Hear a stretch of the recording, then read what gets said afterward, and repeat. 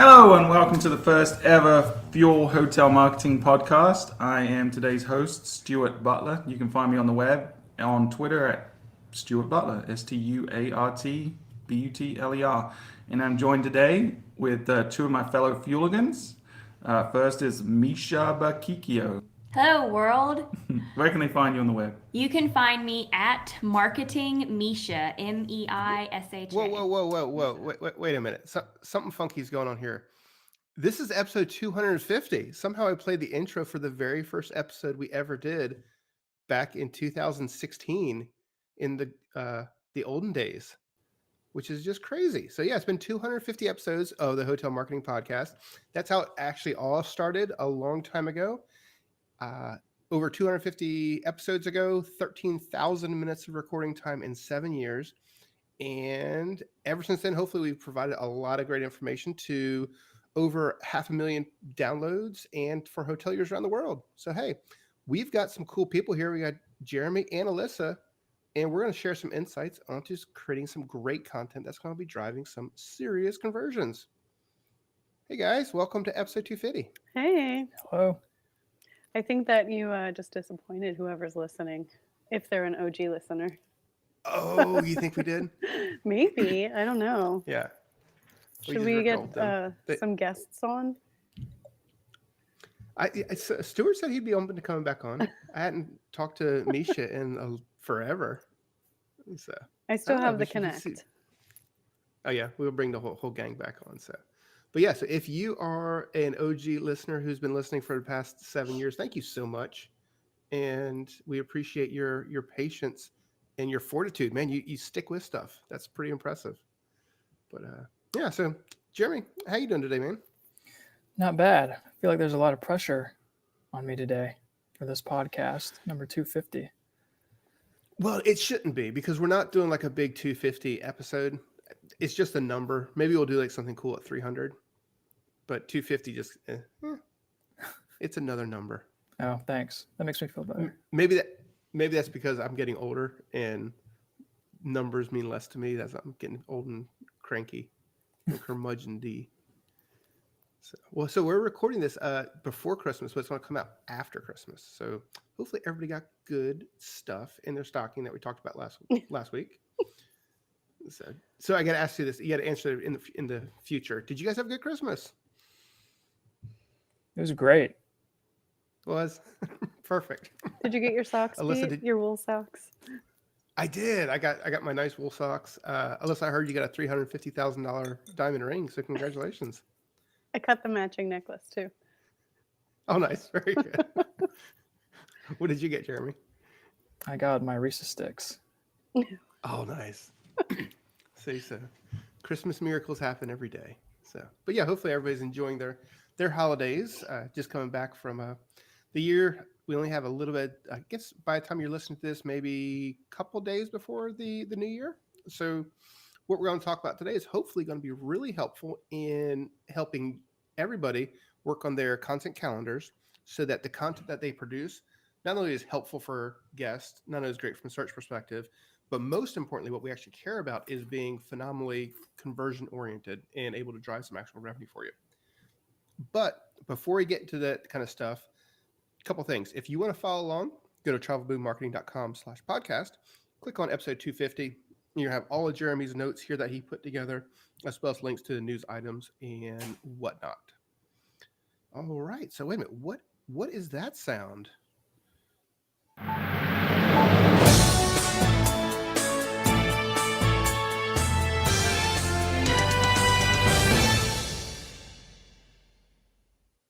That's the news jingle. That's what that was. Who wants to read it? We stuck it in here last minute, but Jeremy, since you're doing the kickoff, Alyssa, do you want to tell us what this news item is all about? Sure. So when we were recording our last episode, we discovered this ad, and it had, how many do you think, Jeremy? Like 50 little descriptions? Yeah, it was at minimum. It was stuffed. Yeah. Yes. Stuffed Oh with my just gosh. words. It was like 3 inches on a desktop of just every combination you could imagine. It was for the Cartoon Network Hotel. And I was like, oh, I made a joke about someone is mismanaging these ads. And Jeremy just found an interesting article where other people are experiencing this also. And it sounds like Google might be testing something, some crazy long Google Ads descriptions. So in the example here, you can, are we going to link this up in the notes? Yep. Yeah, let's link this up so people can see. But there are 10 lines of description here, and I don't. Are they actually testing it, or is it just a rumor? It sounds like they are. So the articles from Search I'm sorry, SEO.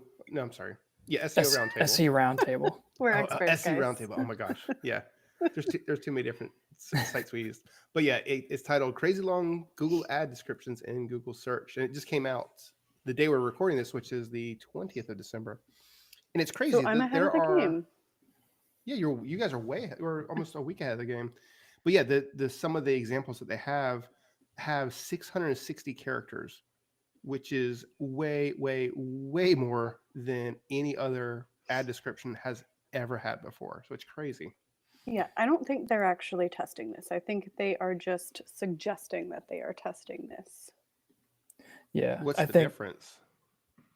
That they are also suggesting that it could be a bug. Ah, Yeah, the super long ads are really ridiculous to even look at or think about, but it does look like that Google is confirming trying to or adding headlines in ad copy description. So they're taking your ad headline and putting it in the description. So that may be part of it. But yeah, it's just more testing by Google, or that is either confirmed or not confirmed. So it's just more things that you're going to have to keep an eye on if you're running paid search ads. yeah. To me, what this says is, even if this is a bug, like some people are suggesting, if this is a test, understand that while you set up a campaign, let's say you're doing it on your own or your agency is doing it, you really need to never let it rest. You need to always be testing. You need to be seeing what's out there. You need to be staying on top of the news, because if you're a set it and forget it type of PPC marketer and this were to come along, you would be so far behind the curve for having to rebuild your campaigns and everything. It's better to be on it so that you're ready when these things happen, because obviously if you're the only person in your market that has a 600 word description or character description, you are at a pretty competitive advantage on that search results page. So it'll be interesting to see where this all ends up going. So yes, that's the news for today. Now we can jump into the main topic, which is the Jeremy Show. I'll turn it over to you. Yeah. So our topic today is building conversion-oriented hotel content. So if you think content is just fluffy blog posts and just a way to keyword stuff your items on your website, which we've discussed in the past, that's obviously a no-no. Well, it's time to think again. Powerful, helpful content can boost your hotel's website rankings. It can draw in visitors and website traffic from organic search. It can turn those visitors into leads. And finally, it can convert them into hotel guests. But unfortunately, it's a tactic that many hoteliers seem to be leave lying dormant. Often when we take on new clients, or when maybe we're reviewing competitor sites or reviewing potential clients, we see a lot of thin, outdated content that is into improving your SEO or website rankings, let alone actually the people visiting your website that you're trying to get to convert. So today we're here to show you how you can build up SEO rich content that attracts guests and also fills up rooms. So it leads to that booking, either that booking or maybe that lead gen, that email sign up. But before we actually get into the strategies, I think it's important to understand the hotel booking funnel and how it actually aligns with content marketing.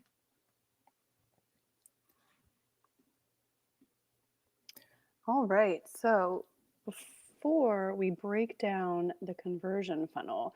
Knowing your target audience is the key to understanding how they plan, consider, and purchase. So, number one, who is your target audience? We have so many clients that just kind of don't have this information, don't know this information. A target audience can be broad or extremely specific, and you can kind of get down to creating personas.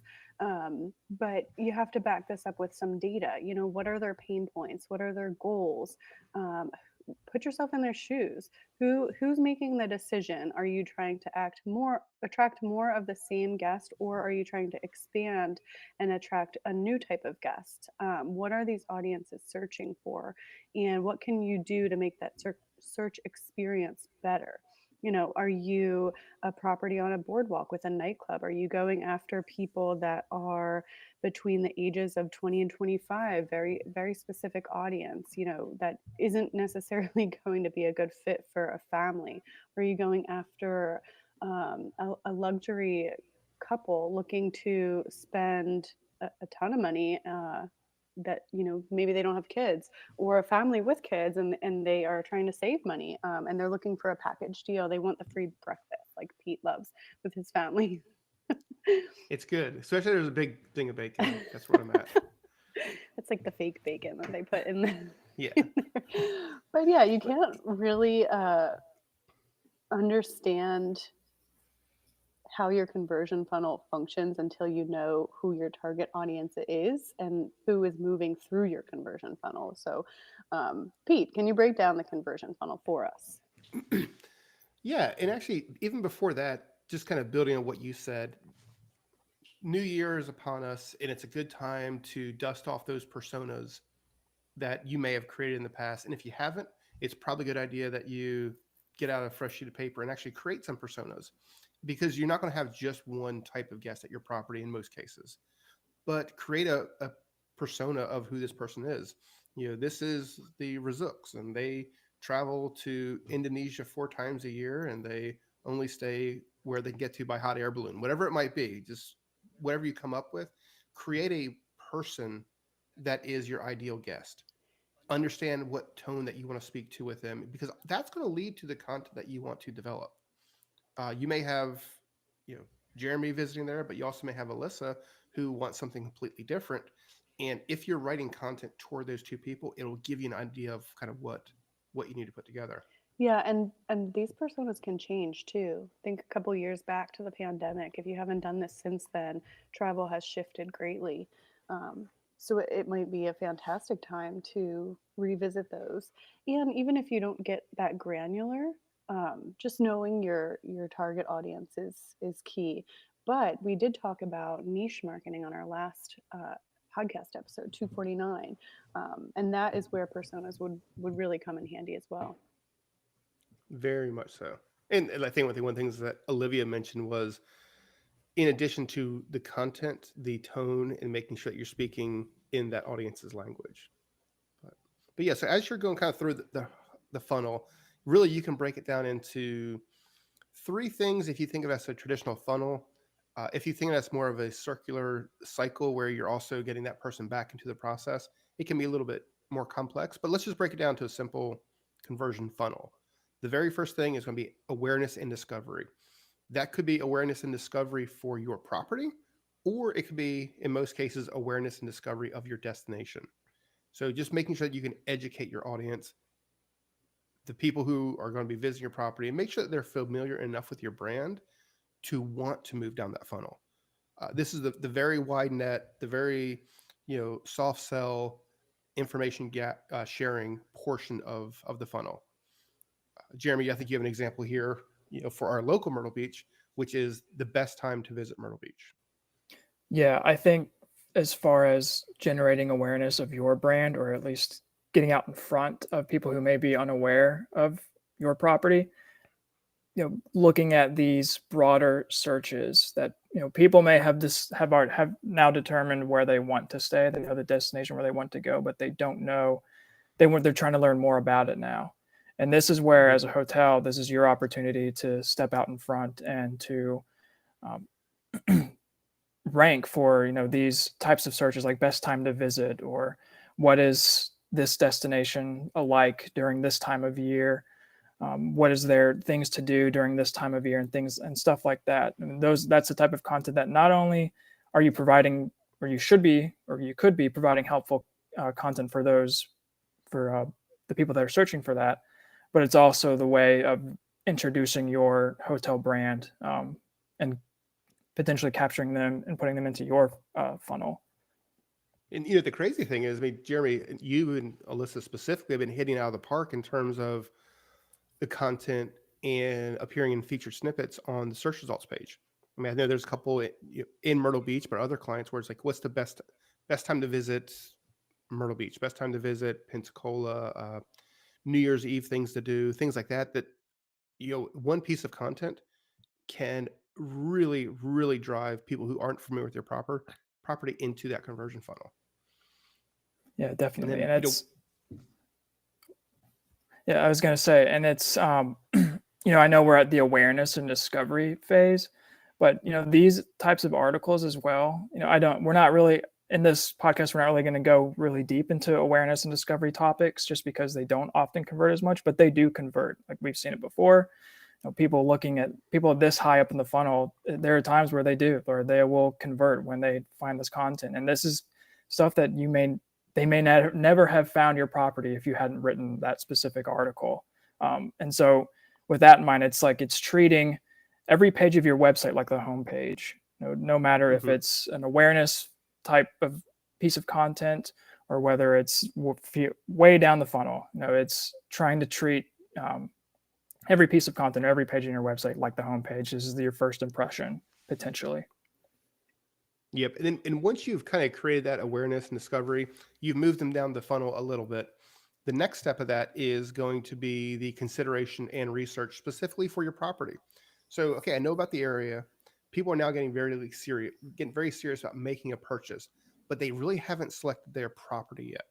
So that's where we bring them a little bit further down the funnel for things like, family-friendly things to do. Like family-friendly hotels in Myrtle Beach.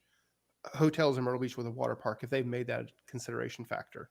And once you've done that, now you've sold them on Myrtle Beach, you sold them that you're a resource for them, and now you're actually going to work on selling them on your property specifically. Yeah, this portion of the funnel is definitely where you're selling yourself. It's where you're separating yourself from the competition. It's where you're highlighting, what you specialize in, and that's based off of your audience. Like Alyssa was discussing previously, it's based off of the type of audience that are visiting your hotel, and the type of audience that you're trying to target or attract to your property. And this is the type of with that, as well as promote your property in a good light. And yeah, I mean, just promoting them based on the type of searches that your audience is making. I will say though too, if not all discovery is good discovery. Like again, if you are a luxury resort that is adult only, like tailor your content to that. You don't want to be discovered by people looking a resort that's family friendly. Yeah, that's a really, really good point. And that's when I say when you create those personas, that you really, create a box around what you offer and to whom you offer that type of experience.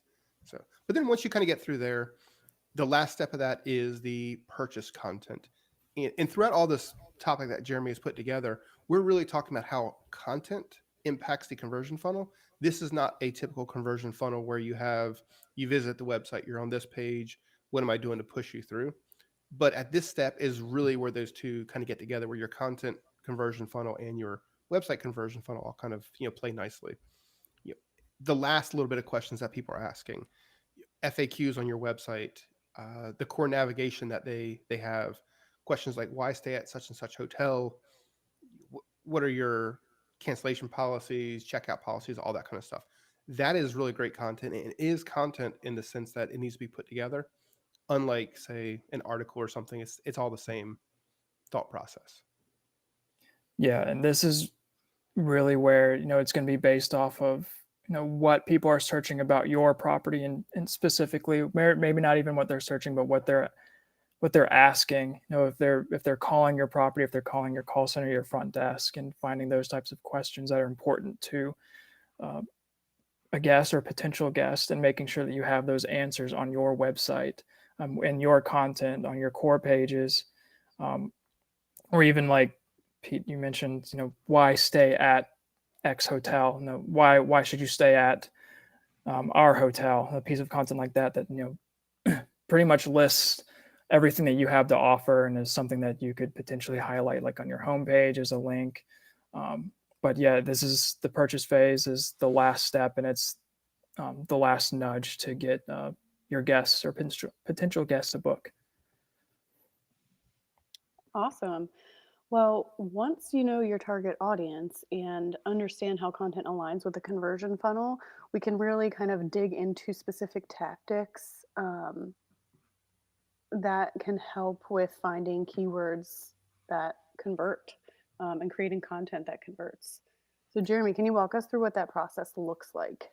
Yeah. So for our first, so as we get into the actual strategies of finding the content that converts, I wanted to start with the lowest piece of the funnel, which is the purchase funnel. I think that when we were building, or when I was outlining this podcast, I was kind of outlining it towards things that may be more actionable for a hotelier that may not have as much experience with building out content or researching content topics or keywords, or maybe just a hotelier that is very low on budget, and maybe you just don't have the budget to pay for any type of keyword research tool. But so this phase, the purchase phase, is definitely the more low-hanging fruit. But like I said, I think this is going to be the more actionable, or the easier goal, or something that you can achieve through your content through this strategy. So for a purchase strategy, so essentially what you're trying to do is you're trying to find the questions that people are asking about your property, and making sure that those questions and the answers are present on your website. So these could be anything from like policy questions, like cancellation policies. It could be anything like available services or amenities. So if it's a question about if you have pools on your property, are they open this time of year, or are they closed? Is breakfast included? And then so forth. It could be room accommodations, like do you have rollaway cribs or things like that if a family is traveling. So those are the types of questions that if there are services that you offer at your hotel, then you should have them on your website. But those are the types of questions or queries that we're searching for here, and that we want to add to our website or to our content. So how do you do that? How do you find those questions to add to your website and to answer? So hopefully you have some basic knowledge of Google Search Console. So that's where we would start, is through Google Search Console. So essentially, and if you don't have Google Search Console access, you haven't set that up, then you should do so immediately. It's a free service or free tool that you can use for organic keyword research, organic content topic research. But essentially, what you'll do is you'll start with Google Search Console, and you can filter your performance report based on your search query. So for this method, essentially what you're doing is you're using a query filter. So you're filtering queries based on specific question terms. So what, when, where, why, and how. So essentially what you're doing is you're taking your query filter and you're filtering it with what, and then you're going to filter it with when. And then whatever those results come up as, and if they are associated with your brand, like X Hotel, like what is the cancellation policy for, or what is cancellation policy for X Hotel, your brand name? Those are the type of questions you're looking for. Because if you don't have them already on your website, then you need to have them. But this is a way of discovering new questions that people are asking that you may not know about. Essentially, if your website is appearing or has appeared in the organic SERP, search engine results page, for these types of searches, for these what, when, where, why, and how type questions, this is a great place to start to improving your website's purchase phase content. Other methods to this include Google autocomplete. Essentially, what you would do is go to the Google search bar or go to Google, type in your brand name in the search bar, and don't select search, but just look at what else comes up next to your brand name.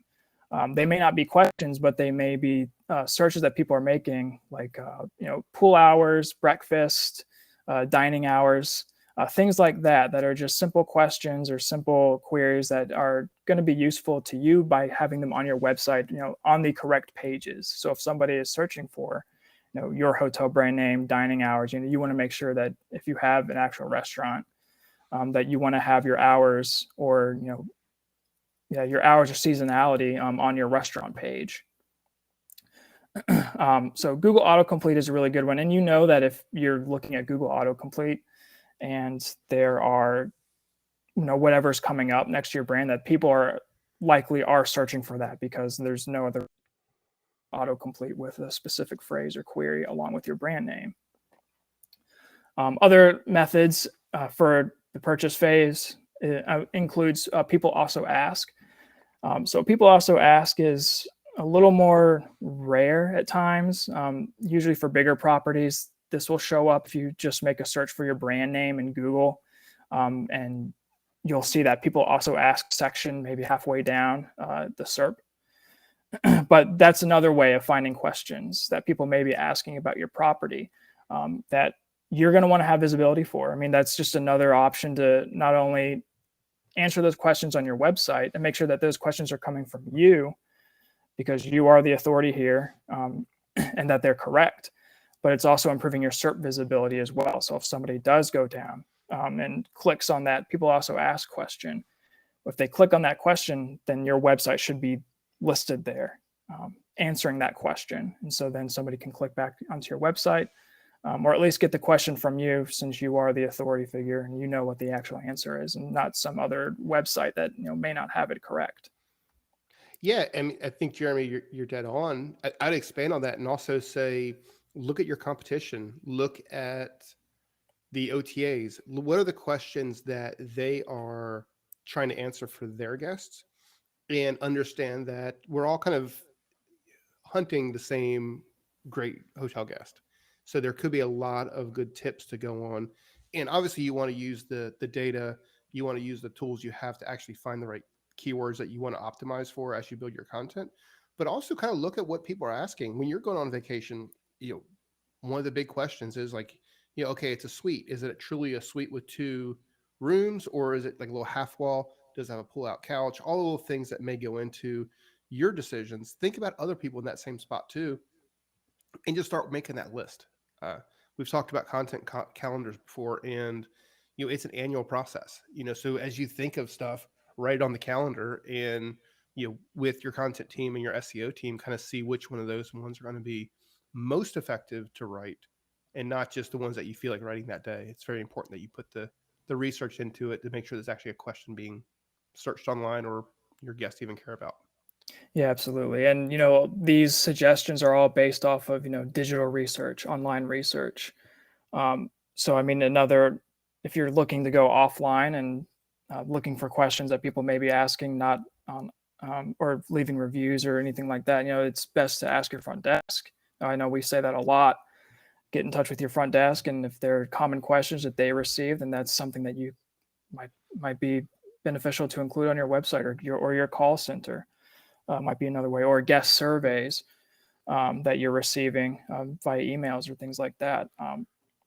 So those are other ways as well, just to find these questions. And that, like I said, like these, Google autocomplete, people also ask, and I know I have listed here as well, related searches in Google. If you type your brand, what related searches are popping up, and then the Q&A section of your Google business profile. That's obviously people are asking questions there and looking for answers. So instead of just letting, Jane Doe answer the question, who's a local expert, I think that's where you need to step in and answer the question, and then add it to your website.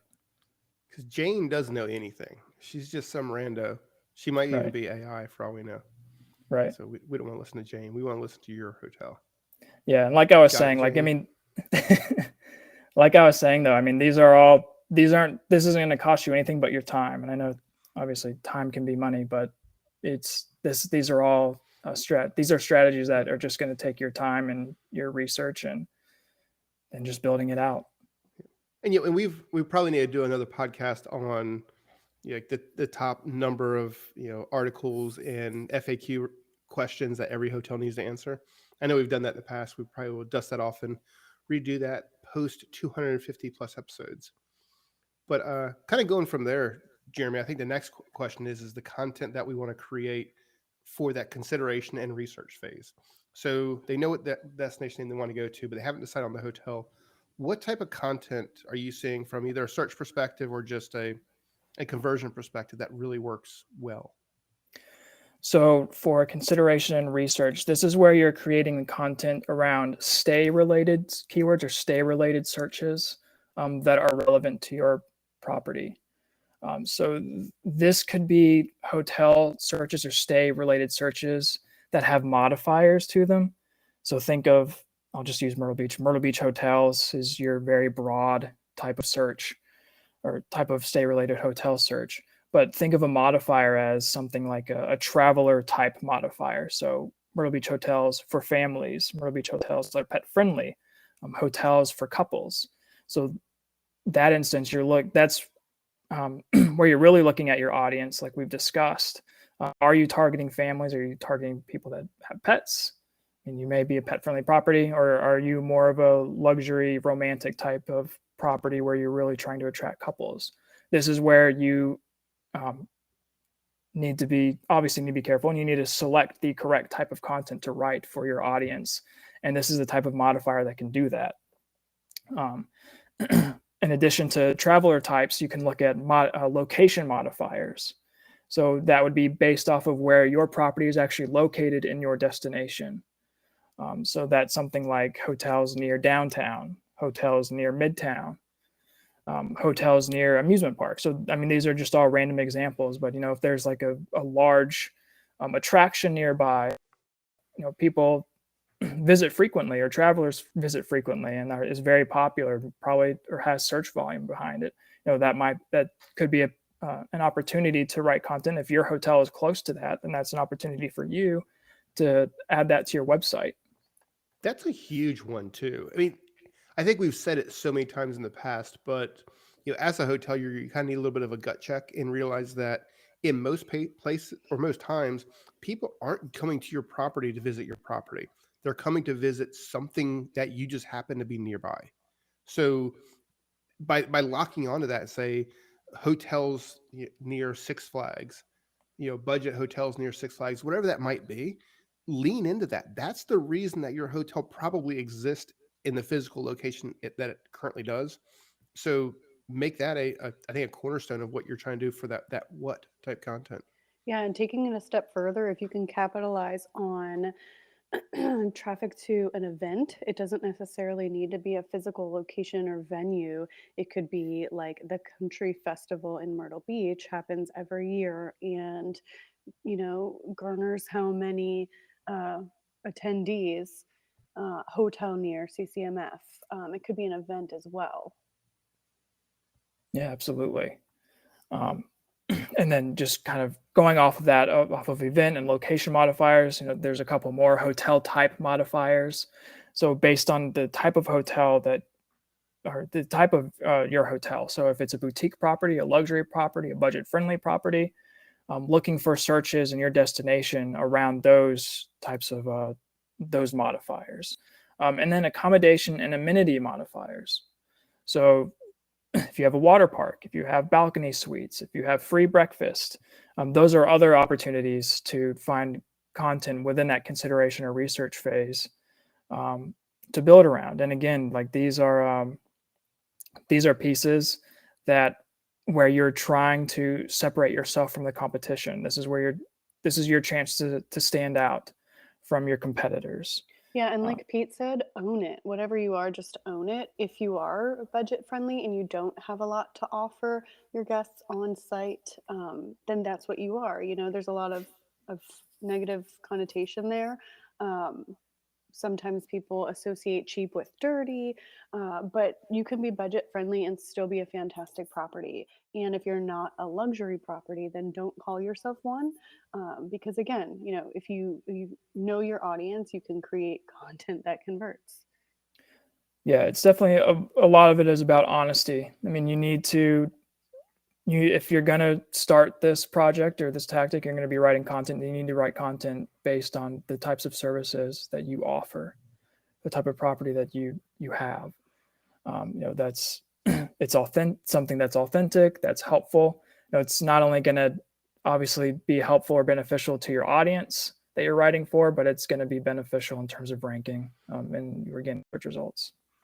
Yeah. And then I would say, again, as you're doing this research, do obviously the first party research, but then also go to Expedia, go to booking.com and look at the filters that they're using. It's Orlando, it's vacation homes near Orlando, hotels near Orlando, or Orlando hotels with free Wi-Fi, whatever it might be. They've done the research from a massive pool of users to the site, and that's why they set those filters up the way they do. So you can use those to help build the pieces of content that you want to build. Stop sending our traffic to the OTAs, Pete. No, these are hotels that we're talking to. Yeah, don't book your own hotel after you've went to Expedia to see what search terms you appear for. That's a pro tip. Yep. And so these are obviously all examples, and every destination is different. There might not be a lot of modifiers that you can work with, unfortunately, in some destinations, and so you're just going to have to kind of work around that. So you're definitely at this point you're going to need to do your research in terms of what people are actually searching for, and how to do that is sort of similar to what you would do or how we explained with the purchase phase. And I mean, you'd use very similar tools or very similar methods.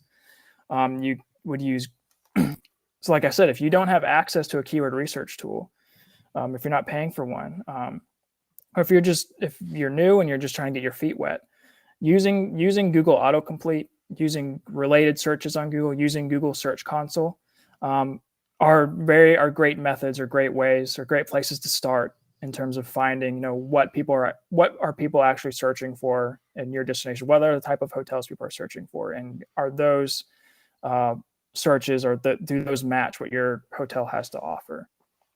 And Jeremy, you're also a keyword tool. People can ask us, if Exactly. they want. We're always happy to chime in, because it can be confusing if you're a smaller property or you're not well versed in the world of searching content. Just hit us up and we'll help you out. Yeah, absolutely.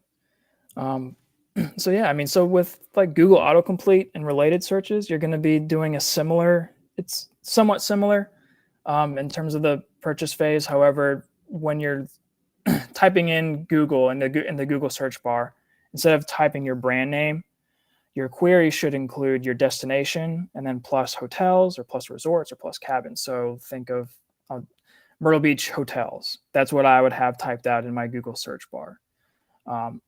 And more times than not, or at least it's going to depend on your destination, but Google will autocomplete or will add, hotels with pool, with water park, for families, for couples. There's a good chance that those searches likely have traffic because Google is suggesting them, because people are searching those. And so there's no other reason why Google would not suggest them to you. So those are your opportunities there from Google autocomplete. And then if you actually make the search for your destination hotels, Myrtle Beach hotels, whatever, look at the related searches and see, what are there any modifiers there on those searches that match what your hotel has to offer. But again, it's really going to be dependent on, or you're going to have to make that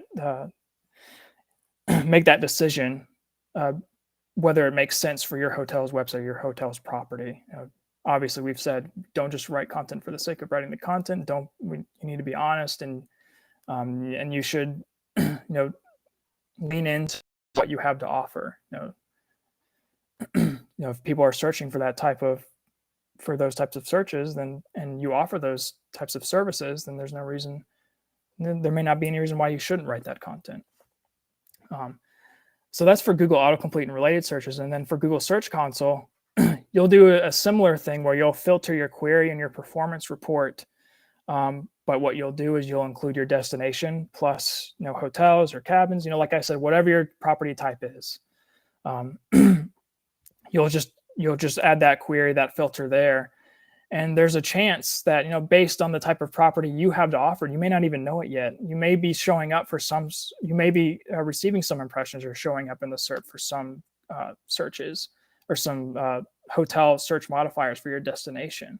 I mean, you may have had no idea that maybe your hotel was showing up, your family-friendly property, and your hotel is seeing impressions for family-friendly hotels in Charlotte or Atlanta or whatever.